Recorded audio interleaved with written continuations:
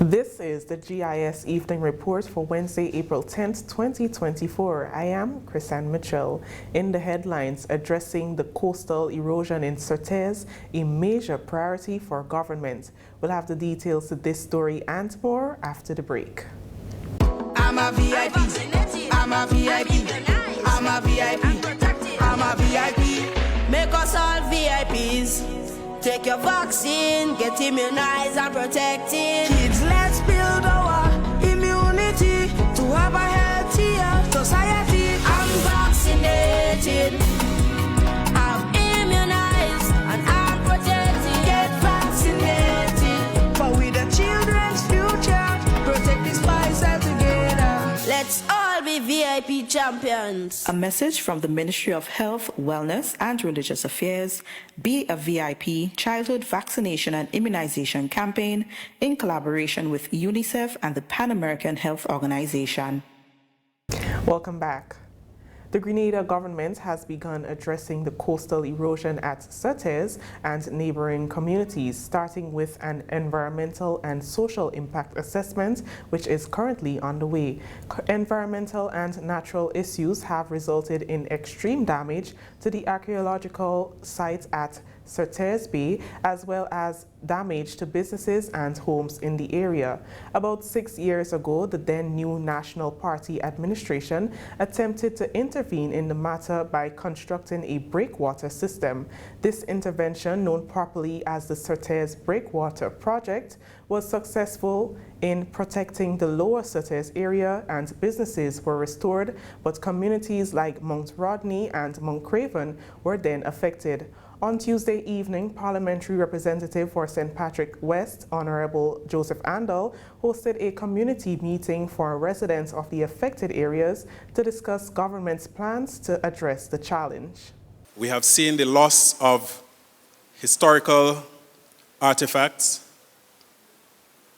and we have seen people suffering economically, suffering with psychological trauma from the loss of their land, loss of their homes, loss of their livelihoods. We all would like to see things move rapidly. I don't think that there is anyone, whether it be a resident, someone who has lost his or her home, or whose home is under threat, or government wants to see any further delay in this project.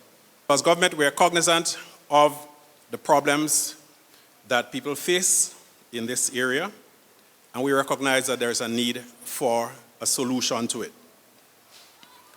We also recognize that whatever solution we propose must be one that does not create a problem down the road, because no one can dispute that the breakwater has led to the protection of lower Surtees. The buildings that were being battered are now relatively safe, and we have a nice beach, minus the Green Lake. But that came with the loss of Copeland Bay, Mount Rodney, Mount Craven, and heading further down west to Pity and Sandus areas. So we want to make sure that we, as the saying goes, you measure twice, 3 times, and you cut once. Chief Technical Officer in the Ministry of Infrastructure, Kevin Blash, presented to the large turnout government's proposed design solution for coastal erosion at Mount Rodney, Mount Craven, and surrounding areas. It would consist of 2 main things. So along the coastline, we would have a revetment or a stone packing along the coastline. So the purpose of this revetment is to stop any further erosion along the coastline that is affecting the houses in the area. Subsequent to that, we would also construct some additional breakwaters that are parallel to the coastline. So in essence, the finished product would be similar to what we have on Batway, where you have the rocks that are parallel to the coastline. So that is, from a visual perspective, what it would look like. And these are just some more detailed drawings. These are also placed in the back as well. So This is the existing coastline. And then from the area between, so this is the river that comes out just to the left of the jetty. So from this area, all the way back to that drain that empties out into, what is the name of that bay? The Esplanade. In the Esplanade, right? Right, and it's connected to the malaria drain, that is what you call it, right? Right, so that is where the extent of the revetment would be. Because that is the area where we would have had the most degradation, and that is where a lot of the houses are at risk from being deteriorated. Right. Then directly opposite from there, out in the water, we would have a combination of submerged and emerging breakwaters. The purpose of which is to further kill the wave energy as it tries to erode the bay. Yep.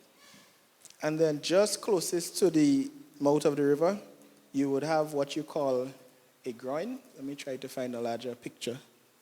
So this year we are hoping it would also limit the amount of sand that gathers in the mouth of the river. That has a reverse effect all the way back up to Mahu. Environmental scientist from Guyana, who is responsible for conducting the environmental and social impact assessment, gave an update on what her work will entail.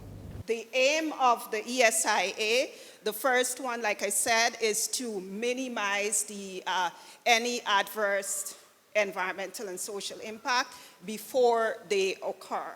And the second one, this is very important, is we want to integrate what you say to us in the decision-making of the project, right, at the highest level. One of the things we're going to do is that we're recording all of this, and every single word that you say during the question and answer period, we will record it.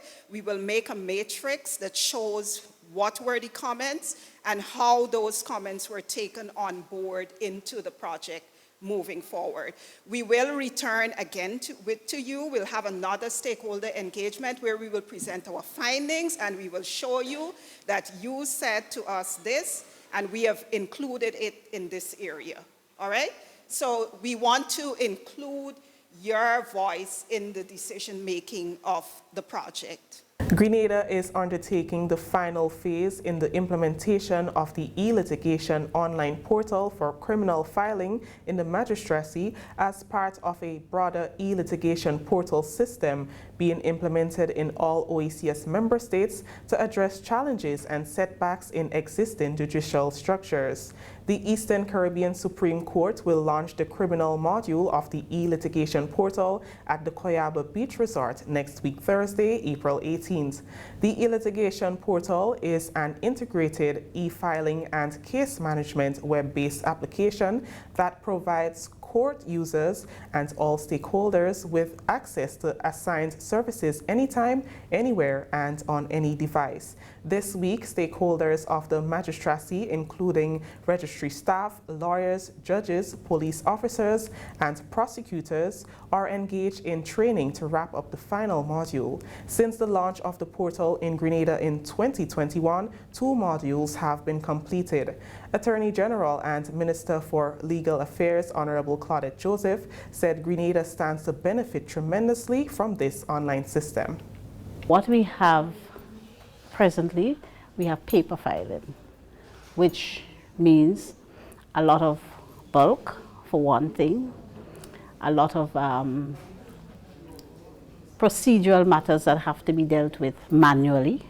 All of the forms have to be filled out, sometimes in duplicate, in triplicate, and manually filed in the court.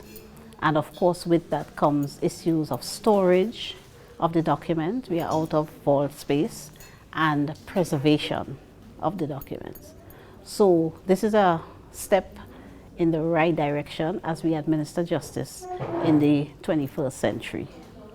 And it is in keeping with government's policy to move towards a paperless government.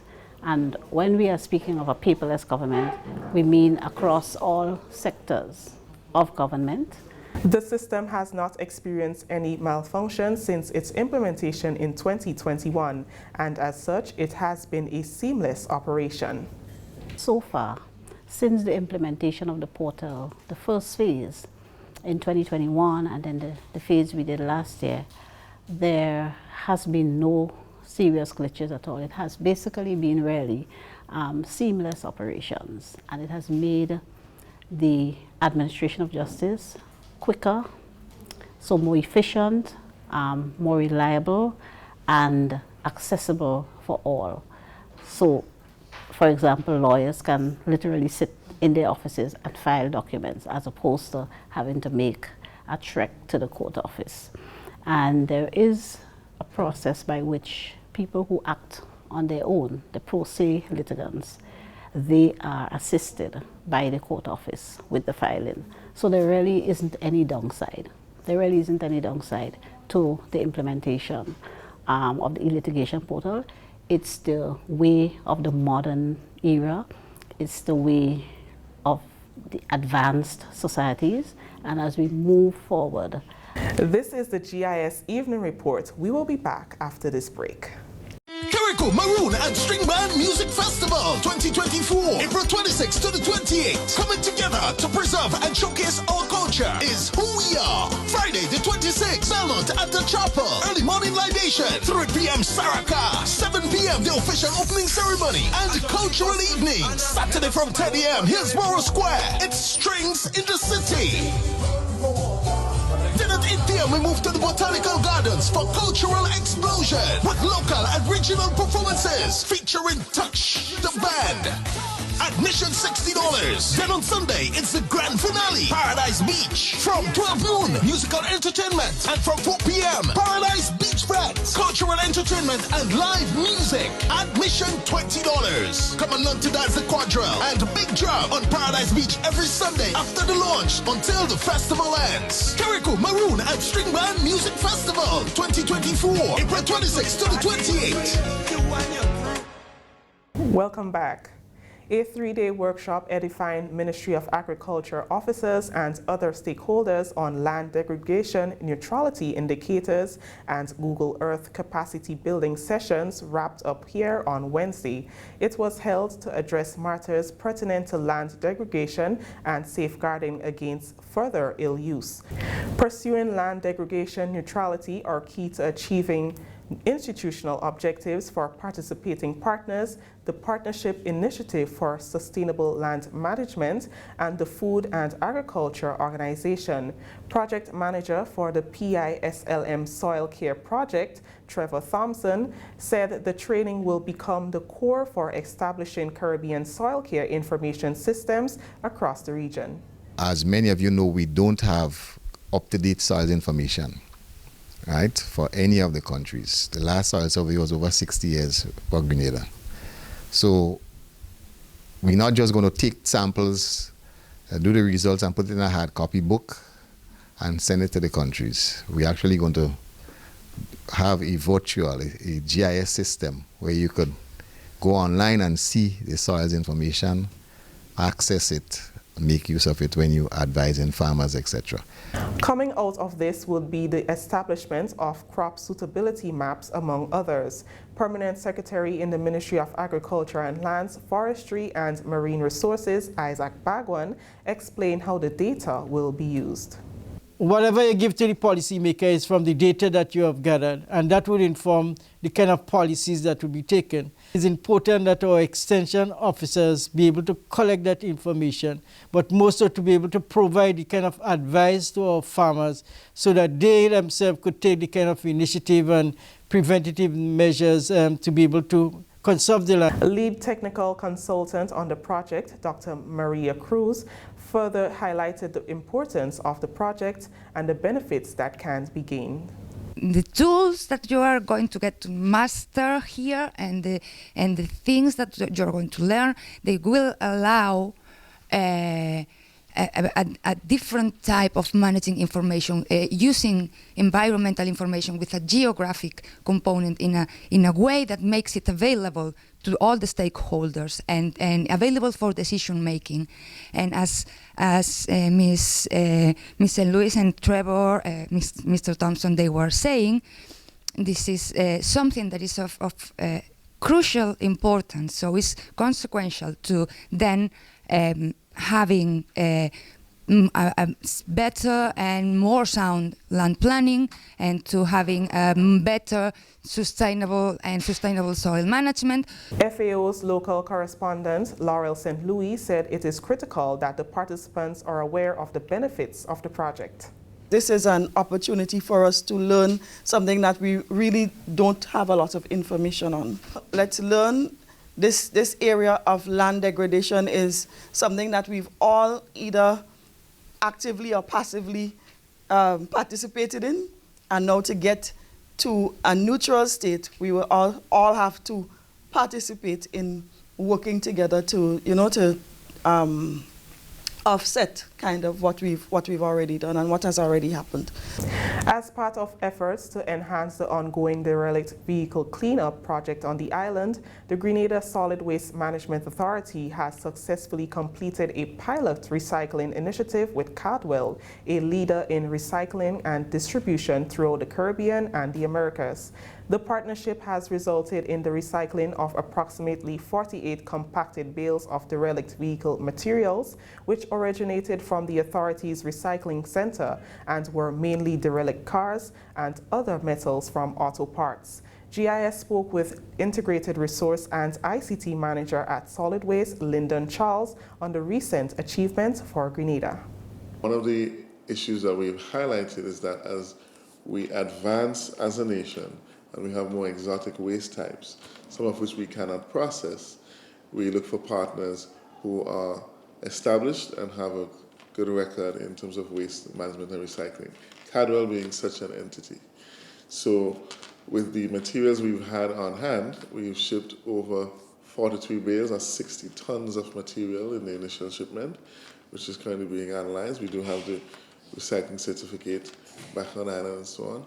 And now, we're looking to review the full beautification project for the picking up of the derelict vehicles and include waste metals and heavy metals as part of that process. The derelict material was shipped to a recycling facility in the United States. Mr. Charles said Cadwell's role was crucial to the recycling efforts.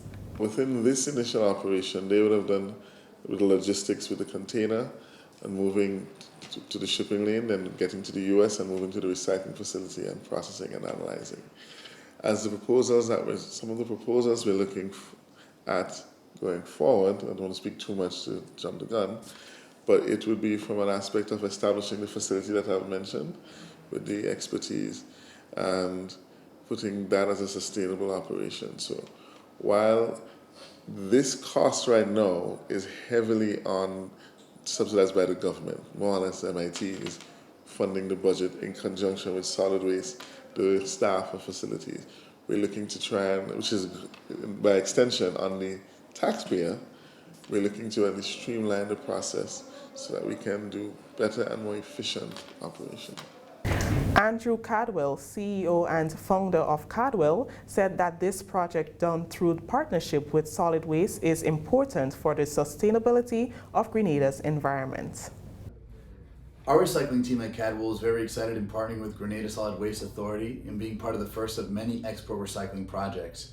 I would say one of the greatest parts of this whole project was seeing the overwhelming positive feedback we received on social media, watching the community being excited in seeing their island being cleaned. As we do in many other islands, I would attribute the great success of this pilot project in all parties working together for one common goal, which is improving the health of the people and the environment. So we here at Cadwell look forward in progressing our relationship and partnership with Grenada Solid Waste Authority to not only clean out all cars from Grenada, but also implement future recycling programs. This brings us to the end of the GIS Evening Report for April 10th, 2024. On behalf of the GIS News and Production team, I am Kristen Mitchell saying thank you for joining us.